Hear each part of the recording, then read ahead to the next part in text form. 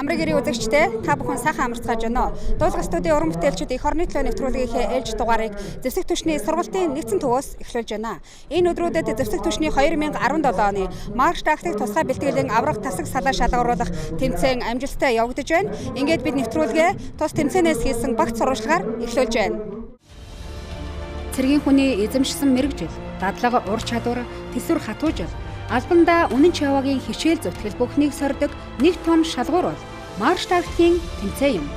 2 жилд нэг удаа зохиогддог маршта зэвсэг түвшний анги бүр эртнээс бэлтгэн оролцсон.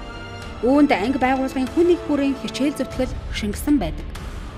Тухайн анги байгууллага маршид хэр зэрэг амжилттай сайн оролцож байгаагаас тус ангийн үйл ажиллагаа, сургалт бэлтгэлийг ямар төвшөнд байгааг бэлхнээ харж болно.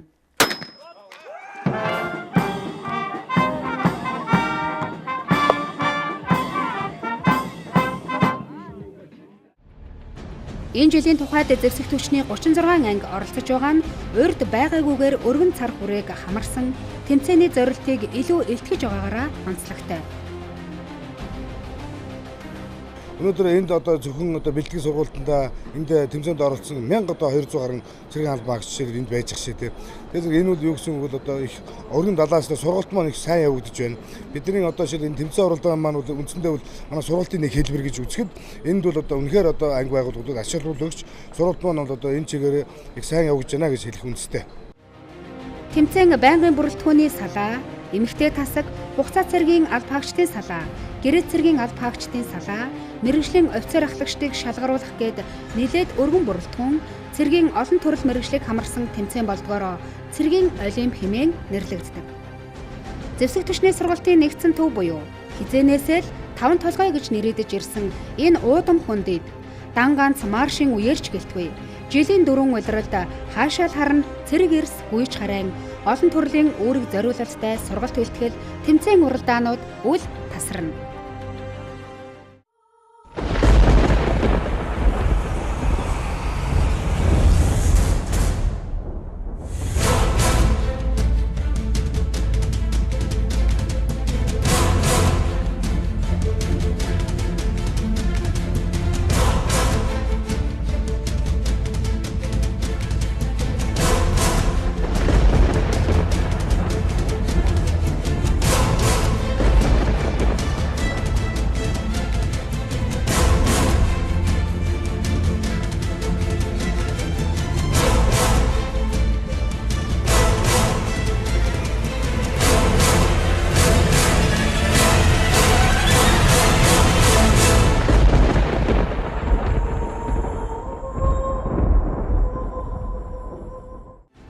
Ангиуд гүйлтийн маршид оролцохоос өмнөх өдрүүдэд гардан тулаан, жагсаалын үзүүлэх тоглолт, цэргийн нормативын гүйцэтгэлүүдэд шалгуулна. Тэр бүхний дүн тэмцээний эцсийн дүнгээр хамтдагхан гардаг.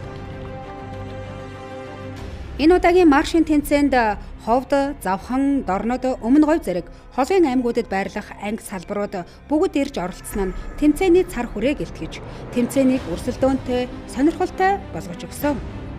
Ёстой л битүү морь гэдэг шиг тэмцээний шүүгч, үзэж сонирхож буй хүмүүст их хүлээлтийг үүсгэж байсан юм. Гараанаас гарах охид хүүгүүдэд дэмжгээр ирсэн ар гэрийн төлөөлөл болон ангийн хамт олон нь амжилт хүссэн үгсээ хэлхийн дээр цагаан сүөнийхээ дээжийг өргөн хоцрох нь сэтгэл хөдлөж байлаа.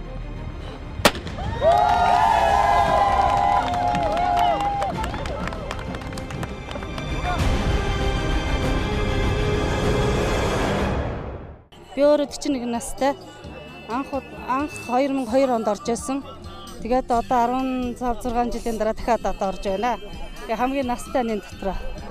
Одоо гараансаа гарч байгаа ангиудын харахаар өөр ирэхгүй ингээд эрчүүдийн дотроос ингээд оч гал асах юм уу? Тийм нэг айгүй гоё мэдрэмж эрчүүдийн дотроос нэг мэдрэмж төрдий. Тэр мэдрэмж үнэхээр гоё. Марш тактикийн тэмцээнд оролцож буй цэргийн алба хаагчид тасаг салаагаараа үндсэн 10 цэгт байрлах шалгуурыг даван туулна. Харин эмэгтэй тасгийн хувьд 6 давааг давснаар бариандаа орж ирдэг. Тэмцээний цэг бүрт зэвсэг түвшний жанжин штабын даргын тушаалаар томилогдсон дээд офицерууд цэргийн төрөл мэргэжлэр томилогдсон дүн баалаа өгнө. Шалгаруулалт бүхэн 1 минут секундээр хэмжигддэг учраас өгөгдсөн үүргээ амжилттай гүйцэтгэсэн тасаг салаадууд минутын шагналаа авна. Харин алдаа гаргаж үүргээ буруу гүйцэтгвэл минутын торгуул авдаг. Ингээд бид тэмцээний цэг тус бүрийн онцлогийг үзэгч танд сонирхуулахаар шүүгчдээс тайлбаруудыг авсан юм. Төв буудлах тариу. Сайн сонсоорой. Тэг 16 дугаар ангийн буудлагын дүн. Шагнал 12 минут 30 секунд. Торгуул 14 минут. Энэ нэгдүгээр цэг гранатын цэг. Цэргийн албаагчтай энд гранатыг хоёр байдлаар шидэж байгаа. Нэг нь онооны тариг шидэж байгаа, нэг нь холж шидэж байгаа. Тийм учраас онооны тариг гэдэг маань өөрөлдвөл хамгийн төвд нь бол онох юм бол хамгийн өндөр шагналтай, торгоосоо гараад авчих юм бол торгуултай. Нөгөөх нь холд хэр холж шидснээр тэгтээ бас зурвстаа холж шидснээр онооны шагнал гарч байгаа цэг байна. Цэргийн сургалт талаас нь аваад үзэхэд бол яг бид нар энэ гранатын бэлтгэл гэдэг нь бас их чухал бэлтгэлийн нэг байдаг. Уудлагын бэлтгэл, гранатын бэлтгэл гэдэг бол энэ маань цэргийн сургалт бэлтгэлийн гол элемент учраас бас энэ дээр бид нар цаашд бодох юмнууд гарч иж харагдж байна л да. Техникийн талын гранат шидэж байгаа техник сургалтанд та бас цаашд бас энэ техник талаас нь сайн дадлагаж болох юм энэ төр харагдж байна. Усан саатаар гаталж байгаа багууд маань эндээс ирээд надад илтгэл өгсөний дараа 2 цуваагаар ороод усан саатыг бол гатална. Усан саатаа гатаад цаадад нь гарч ирэнгүүт нь гарсны дараа би бол усан саатаар гарсан байдлыг бол хувийн зэвсэг хамгаалах хэсгийн оргоцны хэсгийг шалгаад ингээд дараагийн цэгрүүд одоо явуулж байгаа. Торгуул ер нь хэр авж байна ангууд? Ер нь бол харьцангуй гайгүй. Ягаад гэвэл усан саад мөн их гүн биш учраас гарцсангуй гайгүй. За хамгийн гол нь хэрэг сахилга баттай гарч байгаас болж байна. Сая гэтэл одоо нэг салаа бол 3 дугаар ингээд салаа бол сахилга бат их алдаж байна. Ягаад гэвэл ингээд халууцсан нөхдүүд зэрэг халууц орж ирээд баярлаад халууц сэрхэн байна гэдэг. Одоо малгаанд ус авч ийгээд буугаан орох жишээтэй гахта. Сая нэг зэрэг халууц тэгээд одоо малгаа 2 буун орго гаргаа авчих. Гэх мэт ингээд сахилга баттай гарч байгаа салаа бол байна. 353 дугаар ангийн салаа бол маш сахилга баттай ганц зэрэг халууц малгаа авахгүй усан гар хөрөхгүй ингээд сахилга баттай гараа авчих. Химийн хамгаалах хэрэгслийг буюу 1-р нормтыг биелүүлээд бага өмсөд ингээд 200 м газар хорцсон газар орныг туулаад одоо бидний ард харагдаж байгаа энэ утлагын майханд одоо сургуулийн хорт бацаар хоцсон майханд орж 20-р нормтыг гүйцэтгээд ингээд дараагийн ажиллагаанд орох майхан цэг. Хуйлтын 10 км-ийн маршаа гүйцэтгээд ирсэн тасаг салаадуудын барайнд орж ирэх тэр мөч гэдэг хүн бүхний сэтгэлийг догтлуулна. Үлээвэр хөгжмийн ая, анги хамт олонных нь тосон авч буй уухайн төрлөг барайндаа ойртох тэдний хурдыг улам нэмнэ.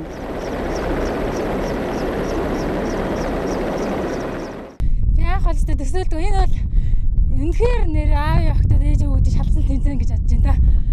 Үнэхээр хэцүү.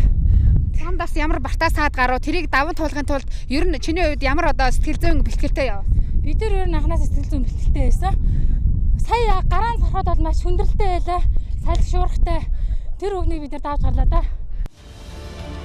Нэг насны амьдралдаа цэргийн алба ханаа гэдэг. Эр хүний хувьд бахархал. Тэр тусмаа алба хаах хугацаанд олон аавын хөвгүүдээс онцгойрон шалгарч маршийн тэмцээнд хүчээ үзэх нь тэдний хувьд өөртөө итгэх итгэлийг нэмэгдүүлж эх орондоо хүндтэй иргэн болж төлөвшөхт нь нөлөөлдөг. Эр хүний бас төсвөр төвчээрийг шалгасан энэ маршад орох ямар байна? Яаж төсөөлж ирсэн? Эр хүний ерөн хүстгэл тэмцээн байна да гэж хэлмээр байна. За тэгээ аав ээжтэй мэдлэлээ тушаалтай тий. За аав ээжтэй гэлэхэд ийм хүүхд төрж ирсэн баярлалаа гэж хэлье. Хүүгээ цэрэгт үтсэн аав ээжийн сэтгэгдлийг та бүхэндээ хүргэх гэж байна. Тэд өнөөдөр хүүгээрээ сэтгэл дүүрэн бахархаж байгааг хараад бидний сэтгэлч мөн ногдсон. Баярлалаа яах вэ? Энэ цэргийн албаны ийм том баяр түгэл явдлад хүү маань оролцож байгаад маш их баярлж байна тий. Өндөр сэтгэлтэй би хүүхдүүдэн өөрийнхөө 3 хүүхдийг сэргчүүлсэн, охиныхоо 1 хүүхдийг сэргчүүлсэн.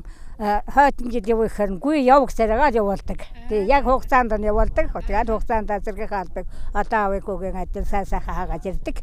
Тэр өндөр баяртай байдаг. Зэвсэг түвшний агаарын цэргийн болон хуурай замын цэргийн командлууд энэ оноос бие даан үйл ажиллагаагаа явуулах болсонтой холбоотойгоор дээрх 2 командлал өөрийн харьяаны ангиудаа хариуцсан лагерлалтыг нарийн зохион байгуулсан нь маршийн бас л нэгэн онцлог байв. Энэ хэрийн лагерыг бие даан зохион байгуулж байгаа үйл ажиллагаа нь тус тэмцээнүүдэд оролцох баг тамирчид офицер ахлагч нарын одоо сахилгадыг журам одоо сургалт бэлтгэл бол одоо нэлээд тийм нааштай үр дүн үзүүлж байна гэж харж байна.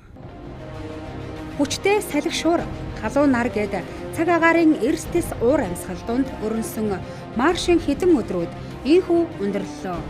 Цэргийн хүний мэдлэг мэрэгжил тэсвэр хатуужлыг ёстой л цаг агаар нь ч мөн сорьсон шиг сорьсондоо.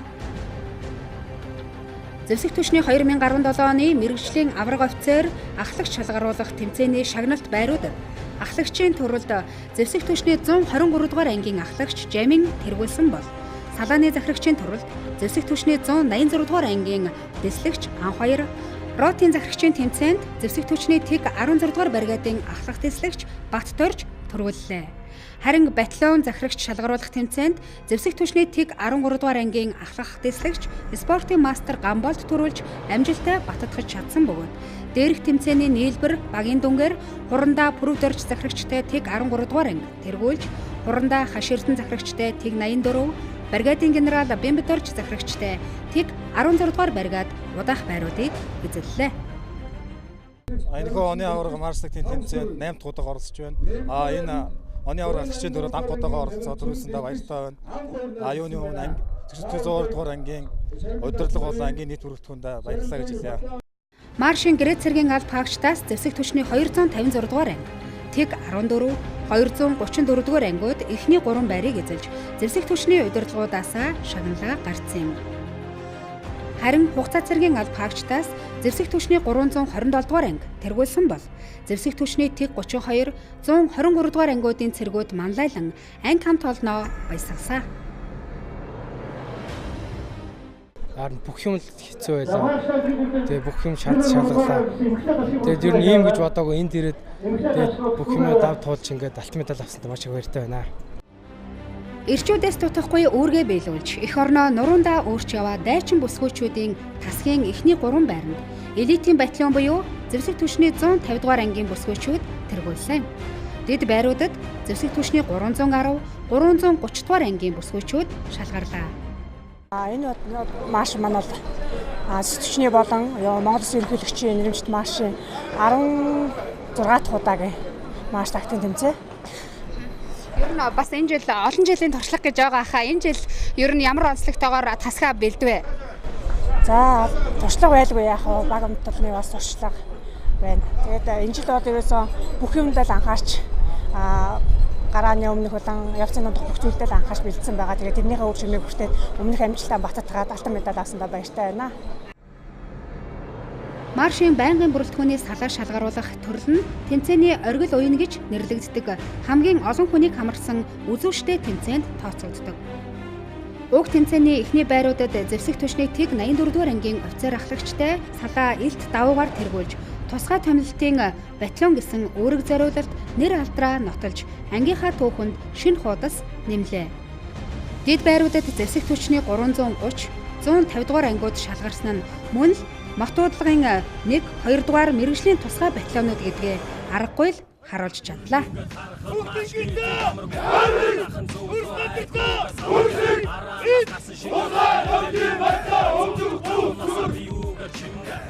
За ер нь бол Зэвсэг түвшний авраг шалгаруулах марш тактикийн тэмцээн бол Зэвсэг түвшний анги байгууллагуудын одоо вайлдааны бэлтгэл сургалт, цэргийн сургалт бэлтгэлийн одоо хамгийн дээд оргил цэг нь байдаг. Ер нь бол цаашдаа бид нар бас бодож байгаа асуудлууд бий. Ер нь Зэвсэг түвшний хэмжээнд явагддаг уралдаан тэмцээнүүдийг бас нэг эренблэх гэж бид нар оролдож байна. Бид нар бас марш тактикийн тэмцээнээс гадна бас төрөл мэргэжлийн цэргийн албан хаагчдын дунд ажил мэргэжлийн уралдаан гэдэг юмнуудыг бас зохион байгуулах нь зүйтэй гэсэн харж байна. Тэгэхээр одоо марш тактикийн бэлтгэлийн тэмцээн явагдаагүй жилээ одоо энэ ажил мэргэжлийн уралдааныг түлхүү явуулах ийм бодлогыг одоо цаашдаа барина. Тийм учраас ирэх одоо 17, 18 оны сургуулийн жилийн төлөвлөгөөнд төрүүчээс энэ ажил мэргэжлийн аваргын тэмцээнүүд тусгахтаад явж эхэлнэ.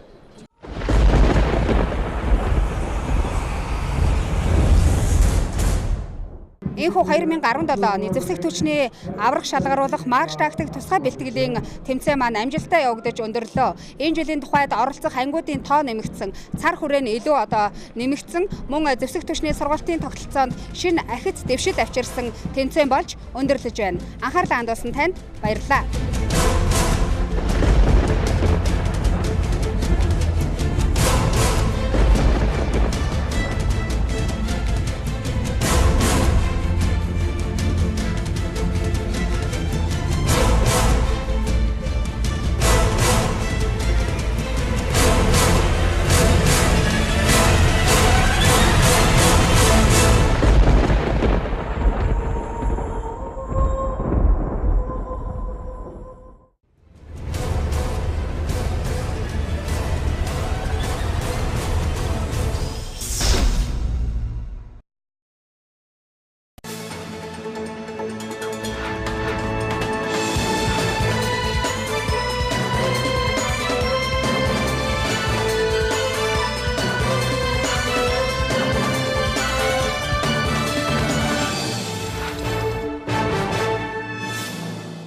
Дэлхийн 35,000 гаруй музейн байгууллага нэгдэн 5 дугаар сарын 18-ны өдрийг музейн өдөр болгон тэмдэглэн өнгөрүүлдэг.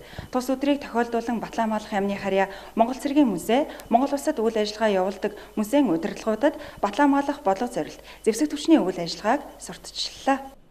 Аливаа улсын музейн тухайн орны түүх, зан заншил, ёс уламжлалыг өгүүлэх гол зүйл нь байдаг. За энэ ч үднээсээ музейн байгууллагуудын үйл ажиллагааг сурталчлах, цавгаа даган хөгжүүлэх шаардлагатай гэж үзэн.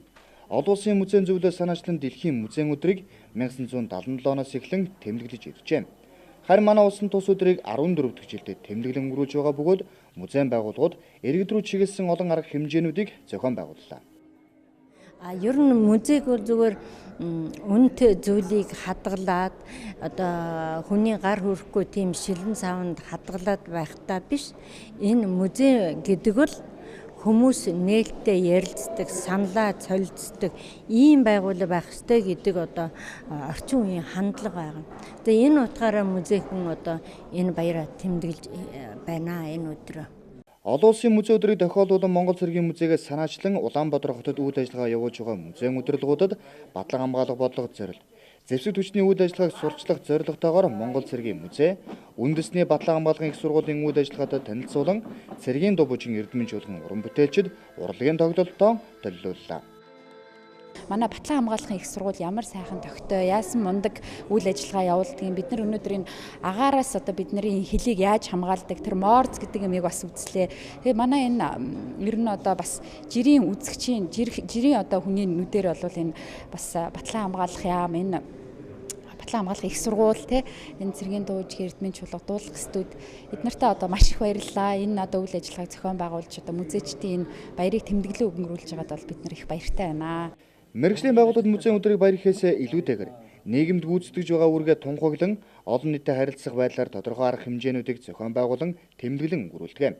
Эдгээр арга хэмжээнүүдийн эхлэл болгож 5 дугаар сарын 8-нд Монгол цэргийн музейгээс нэхэн дурсагдаг хүмүүс гэрэл зураг, баримт бичгийн үзэсгэлэн дэглэн үзэгч олныг хүртээл болгосон юм а.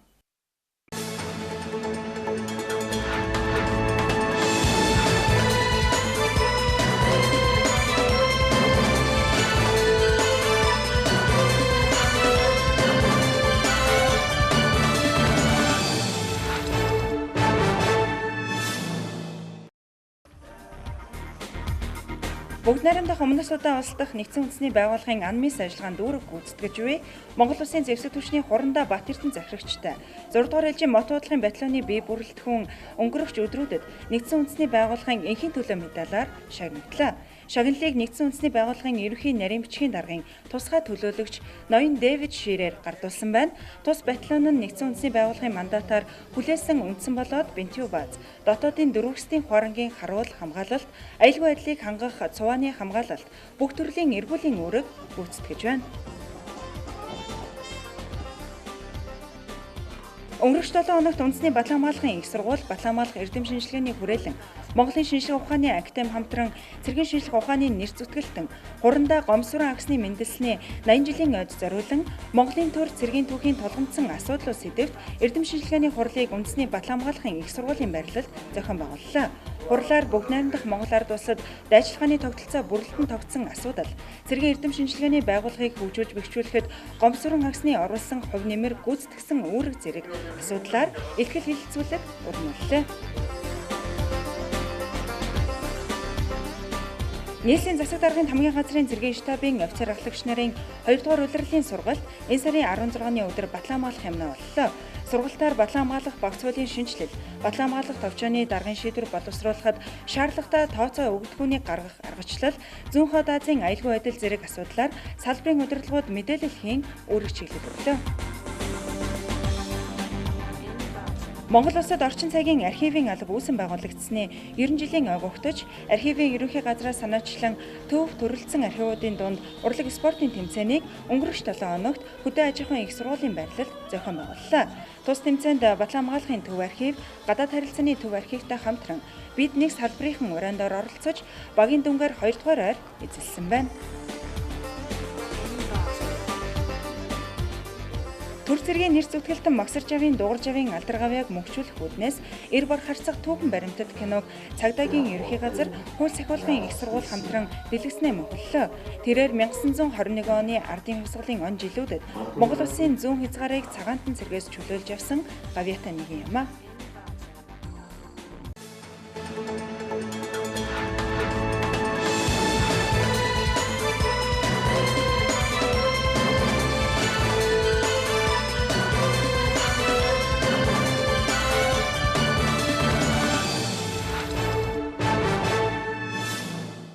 Эх орны төлөө нэвтрүүлэгтэй хамт байсан эрхэм үзэгч та бүхэнд баярлалаа. Нэвтрүүлэг энэ түрээд өндөрлөж байна. Эх 7 хоног шинэ мэдээлэлтэй энэ цагтаа эргүүлзээ. Баяр таа.